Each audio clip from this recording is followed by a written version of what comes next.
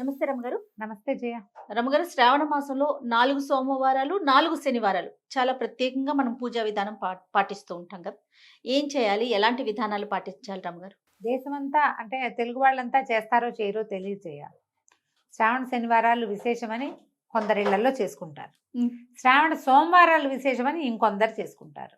ఇవి కంపల్షన్ కాదు. మంగళవారం, శుక్రవారం లాగా కాదు. మీకు అవకాశం ఉంటే ఆహా! చేసుకోవచ్చు. ఇవి పర్వదినాలు, మంచి రోజులు.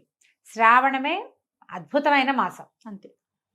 దేవి దేవతలు ప్రసన్నంగా ఉండే మాసం అని చెప్తారు. శ్రవణ నక్షత్ర సంబంధమైన మాసం. చంద్రుడు పౌర్ణమి నాడు శ్రవణ నక్షత్రంలో ఉంటాడు. శ్రవణంలో ఉండటం వల్ల శ్రావణం పేరు వచ్చింది. ఆ! ఈ శ్రవణ నక్షత్రం ఎవరిది? వెంకటేశ్వర స్వామిది. స్వామివారిది. హ్మ్. అందుకని ఇక్కడ ప్రత్యేకంగా శనివారాలు చేసుకునే విధానం కనపడుతుంది. సోమవారాలు మనం ముందు మంగళవారం ఎలాగో గౌరీ పూజ చేస్తాం కాబట్టి సోమవారం నాడు శివ పూజ చేసుకుంటే మంచిది. ముందు సోమవారం గురించి చెప్తాం.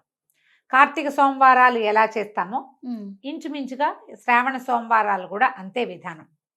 పగలు ఉపవాసం చేయటం, ఒక పొద్దు ఉండటం, చుక్కలు కనిపించాక శివారాధన చేసుకోవటం. ఇంట్లో ఎవరికైనా శివాభిషేకం అలవాటు ఉన్న వాళ్ళు, ఇంట్లో అభిషేకం ఉండి పంచాయతనం ఉండి శివలింగాలే ఉండి అభిషేకం చేసుకుంటాం అనేవాళ్ళు ఉంటారు కదా. ఉంటది కదా! వాళ్ళ పద్ధతి ప్రకారం చేసుకునే వాళ్ళ కథ వేరు. ప్రత్యేకంగా కొంతమంది అలవాట్లైపోయినా వీళ్ళు పెట్టుకుని చేసుకుంటారు. పొద్దున ఉదయకాలం అభిషేకం మంచిది.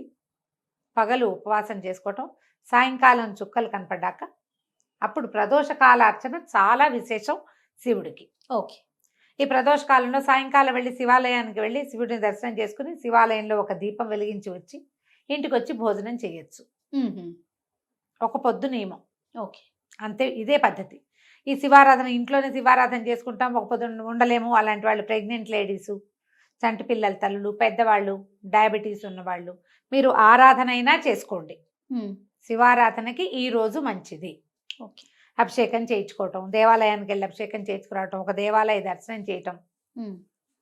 ఇంట్లో అభిషేకం అవకాశం ఉంటే చేసుకోవటం, అంత మాత్రం చేసినా చాలు. ఓకే. మీరు బాగా సాంగంగా చేయదలుచుకుంటే నేను చెప్పినట్టుగా పగలు ఉపవాసము, సాయంకాలం భోజనము చేసుకోవచ్చు. ప్రదోషకాల శివార్చన చాలా విశేషమైంది. ఏ శివాలయానికైనా వెళ్ళి అర్చనకు డబ్బులు కట్టి అర్చన చేయించుకోండి. లింగాభిషేకం చేస్తే, అభిషేకం లేదు సాయంకాలం అర్చనే చేస్తారు, దర్శనం చేసి రండి, ఆ! అదైనా మంచిదే. ఓకే. మీకు అవకాశం ఉన్న వాళ్ళు ఇలా చేసుకోవచ్చు. హ్మ్. అక్కడి నుంచి శ్రావణ శనివారం. శనివారం. ఈ శనివారం విశేషం ఏంటంటే శుక్రవారం అమ్మవారిని అర్చిస్తాం, శనివారం అయ్యవారిని అర్చిస్తాం. శ్రావణ శనివారాలు మా వైపు అంతా కూడా చలిమిడి దీపారాధన చేస్తారు. ఈ చలిమిడి అంటే పిండి దీపారాధన అంటారు కదా. ఆ! పిండి అనేది బియ్య పిండితోటో గోధుమ పిండితోటో చేసి చక్కగా దానికి అలంకారం చేసి పువ్వులేసి బొళ్ళని బొట్లు పెట్టి దేవుడికి దీపం పెట్టిన తర్వాత ఆ దీపం ప్రమిదని మీరు ఏం చేస్తారు అనేది ప్రశ్న. మనం ఇంత పసుపులు బొట్లు పెట్టి పువ్వులు పెట్టి అలంకరించింది పుచ్చుకోం కదా, తినలేకపోతాం. హ్మ్. పుచ్చుకోం కదా, దాన్ని నిర్మాల్యంలోకి పడేస్తారు. హుహు. నేను ఒక ప్రత్యేక విధానం చెప్తా. నిర్మాల్యంగా పంపించద్దు చలిమిడిని. హ్మ్. నిర్మాల్యం కాదు, దేవతారాధనకి దీపారాధనగాను నైవేద్యంగాను ఉపయోగపడే వస్తువుతోటి చేస్తాం మనం ఇది. హ్మ్. అదేమిటి చేయటం? బెల్లం, బియ్యపిండిలో కుదిరితే కాసిన పాల్చుక్క పోసి అంత నెయ్యి వేసి మీరు దంచితే చక్కగా చలిమిడి తయారవుతుంది. ఇవి మనం పాకం చలిమిడి చేయక్కర్లా, పచ్చి చలిమిడే చేసుకోవాలి. అవును. అది గట్టిగా చేసుకోవాలి. పచ్చి చలిమిడి చేసుకుని దాన్ని ఒకవేళ మీరు 5 దీపాలు పెట్టదలుచుకుంటే 5 ప్రమిదలు చేసుకోండి. ఆ! 5 ప్రమిదలు చేయండి. కాదు ఒకటే ప్రమిద చేస్తానంటే మొత్తం చలిమిడిని ఒక్క ప్రమిదగానే చేసుకోండి. అందులో ఆవు నెయ్యి పోసి చక్కగా శుభ్రంగా చేయండి. ఎలా పడితే అలాగా, ఏ పళ్ళెంలో పడితే ఆ పళ్ళెంలో పెట్టకండి. మీరు దేవతార్చనకి ఉపయోగించే పాత్రలోనే చేసుకోండి. హ్మ్. అప్పుడు ఏం చేస్తాము? ఈ ఒక పళ్ళెంలో ఒకటే అయితే ఒక పళ్ళెంలో పెట్టుకోవటం. 5 అనుకోండి, కాస్త పెద్ద పళ్ళెంలో 5ని పేర్చండి. 5 నియమం కాదు, మేమైతే ఒకటే చేస్తాం. ఓకే. మీ ఇష్టం అది. మీకు అలంకారంగా చేసి దేవుడికి చూపించటం కాదు ఇది. ఈ బియ్యపిండి ఏమిటి? బియ్యము ఆహారం మనకి, అవునా? ఆహారంతో పాటుగా మనం ఇంకా ఏం వాడతాం? పాయసంలోకి వాటిలోకి బెల్లం వాడతాం, హ్మ్. నెయ్యి పంచామృతాల్లో ఒకటి. ఒకటి. ఈ 3 మహత్తరమైన పదార్థాలని కలిపి మనం చలిమిడి చేస్తున్నాం. దాన్ని బయటికి పంపకూడదు, హ్మ్. లోపలికి పంపించాలి. ఓహ్! తప్పకుండా అది ప్రసాదంగా స్వీకరించాలి. ఇది నియమం. హుహు. మనం దీపారాధన చేసేసి దీపం కొండెక్కాక పువ్వులతో పాటు దాన్ని కూడా తప్పు తప్పు. చేయకూడదు ఆ పని. ఓకే. అందుకని పువ్వులు గివ్వులు పెట్టబోకండి. బొట్టులు అలాంటివి కూడా పువ్వులు బొట్లు అలంకరణలు మీరు ఒట్టి బియ్య పిండితో చేసుకుంటాం. అందులో మేము బెల్లం వేయం, నెయ్యి వేయం, ఊరికే పిండి దీపారాధన అలంకారం చేసి చూపిస్తామంటే మీ ఇష్టం. ఉమ్. కానీ అది పద్ధతి అయితే కాదు. అది మీరైతే కాదు. ఒక దీపం పెడతారా ఒక రమ్మగారు? దీపం పెడతాం, 5 దీపాలు కూడా పెట్టుకుంటారు. మా ఇళ్ళలో కొంతమంది పెడతారు అట్లా. ఉహు. మొత్తం ఇంత చలిమిడి చేస్తే అంత చలిమిడి ఏకంగా ఒకటే ప్రమిద. దాంట్లో ఆవు నెయ్యి పోసి ఒక ఒత్తిని వెలిగించండి.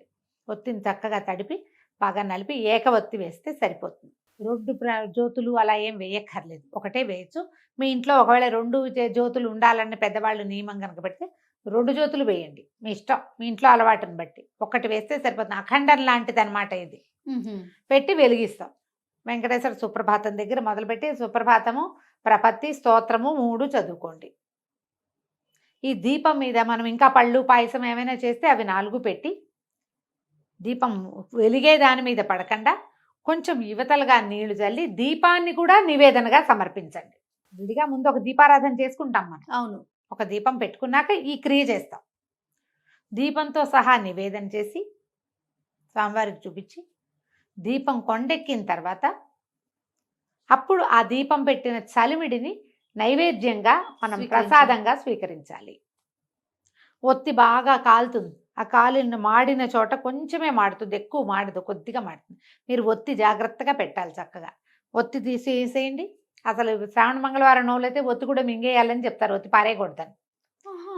అందుకని సన్నటి చక్కగా మంచి పత్తితోటి చేస్తారు వాటికి. శ్రావణ మంగళవారం ఒత్తులు పారేయకూడదు. ఓ. దీన్ని ఏం చేస్తారు, తులసమ్మలో పెట్టేయండి. మిగిలిన చలిమిడిని అందరికీ ప్రసాదంగా ఇచ్చేసేయండి దీపం పెట్టిన దాన్ని. శ్రావణ శనివారాలు వెంకటేశ్వర స్వామి తర్వాత ఇది నైవేద్యం అయిన తర్వాత మంగళాశాసనం చదువుకుంటాం కదా. అవును. మంగళహారతి ఇచ్చి మంగళాశాసనం మొత్తం చదువుకుని దండం పెట్టుకోండి. శ్రావణ సోమవారాలు, శ్రావణ శనివారాలు కూడా కామ్యాలు అంటే కోరిన కోరికలు తీర్చే రోజులు ఇవి. ఉహు. ధర్మబద్ధమైన ఏ కోరిక మీరు కోరినా ఆ కోరిక తప్పకుండా నెరవేరుతుంది. ఓకే. మన అవకాశాన్ని బట్టి, అవసరాన్ని బట్టి, అలవాటుని బట్టి చేసుకోండి. ఒకవేళ ఇందులో మీరు భయపడడానికి కాంప్లికేటెడ్గా ఏదైనా చేసుకోవడానికి ఏమీ లేదు.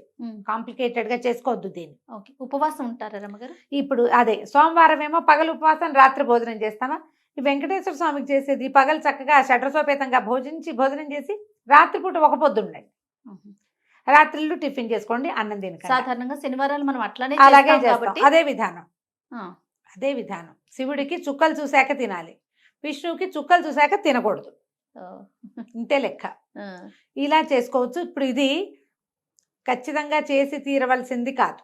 ఒకవేళ చేసినా ఎలాగో ఏమిటోగా చేసేయాలనుకోవద్దు. ఎంత సింపుల్గా వీలైతే అంత సింపుల్గా సోమవారం నాడు శివ సంబంధమైన స్తోత్రాలు చదువుకోండి, శనివారం నాడు విష్ణు సంబంధమైన స్తోత్రాలు, విష్ణు సహస్రనామ పారాయణ అలాంటివి చేసుకోండి. ఉపవాసం ఉండగలిగితే ఉండండి, లేకపోతే లేదు. అభిషేకం చేయగలిగితే చేయండి, లేకపోతే లేదు. దీపం పెట్టగలిగితే పెట్టండి, లేకపోతే లేదు. ఈరోజు శివ సంబంధమైంది, ఈరోజు విష్ణు సంబంధమైంది అని మతి కలిగి ఉండి నమస్కారం చేసుకోండి. అదైనా మంచి ఫలితాన్నే ఇస్తుంది. మనకేం కావాలి చేయాలి లైఫ్కి? అంతే కదా రమ్మగారు. ఏదైనా మన జీవితానికి ఒక స్థిమితం కావాలి ఎవ్వరికైనా. అది ఇంత డబ్బులు వచ్చేవాడికి స్థిమితమే కావాలి, ఎంత వచ్చేవాడికైనా స్థిమితమే కావాలి, ప్రశాంతత అది లభిస్తుంది. అంతే కదా రమ్మగారు. అంతే, అది లభిస్తుంది. మామూలుగా ఈ రోజున వాయనం ఇవ్వచ్చు, ఎవరికైనా ఏదైనా తాంబూలం ఇవ్వచ్చు. ఏమి ఇచ్చుకోదలుచుకుంటే అది ఇచ్చుకోవచ్చు, మీ ఇష్టం. ఈ శ్రావణ శనివారాల్లో ఒక శనివారం శని త్రయోదశి కూడా వస్తుంది. శని త్రయోదశి మీకు విధి విధానాలు ఏమైనా ఉంటే శని త్రయోదశి నాడు చేసేవి దేవాలయానికి వెళ్ళొచ్చు. శనికి సంబంధించినవి ఏమైనా చేసుకోవచ్చు, ఇబ్బంది లేదు. రైట్ రమ్మగారు. నమస్తే. నమస్తే.